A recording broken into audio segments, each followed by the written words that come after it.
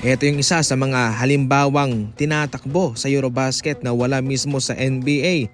Dapat raw na ipakita ng NBA ang kupunang tumawag ng timeout para makita ang kanilang emosyon kung ano yung kanilang pinag-uusapan.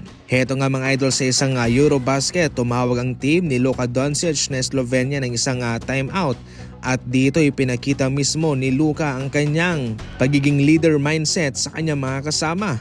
At umabot pa nga sa punto na kanyang minura pa ang isa sa kanyang mga teammate. Sa ating nagdaang video, pinag-usapan natin mga idol kung paano talaga mas nauna ng bahagya itong Eurobasket sa NBA sapagkat mas pina-intense ang kanilang mga laban doon.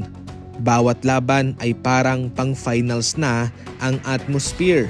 Samantalang ang NBA ay naghihirap sa kanilang viewership, sa kanilang rating, especially sa All-Star na wala lang masyadong nanonood. So far, pwede naman pong gayahin ng NBA na ipakita kung ano man yung nangyayari sa isang team na tumawag ng timeout para kahit papano ay mas lalo pang tataas ang excitement ng laban at makikita mismo ng mga fans kung ano ang nangyayari sa bangko ng isang team na yon.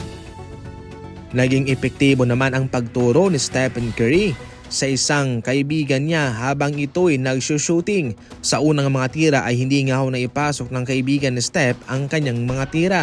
Pero nang ito'y tinulungan niya mismo na maglagay daw ng spacing sa ilalim ng palad nito sa pagitan ng bola at dapat na yung mga fingertip ay siyang magpupush sa bola para ito'y mag-spin bago pa man bumitaw ang kanyang tinuruan.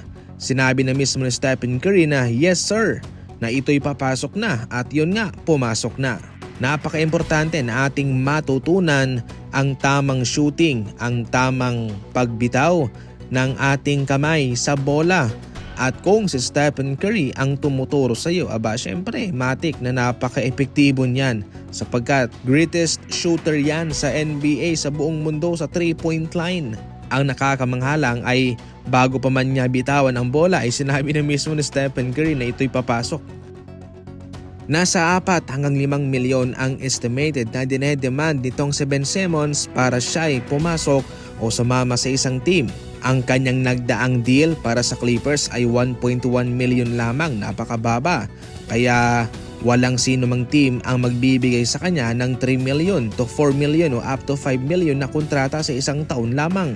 Dahil dyan, sa ngayon ayon pa mismo sa mga netizen, ay mas mabuting magretiro na lang daw si Ben Simmons sapagkat walang sino mang team ang kukuha sa kanya sa presyong 4 to 5 million. Lagpas pa sa veteran minimum contract. Kung totoosin, yung veteran minimum contract ay nasa 3.9 million o 3.5 million. Yung kanyang pinirmahan sa Clippers ay 1.1 million. Walang team ang gagasta ng mas malaking pera dyan para lang makuha siya. Ikaw, ano ang komento mo? Dapat na bang magretiro itong si Ben Simmons? May kukuha pa ba sa kanya sa presyong 5 million? I-comment lang.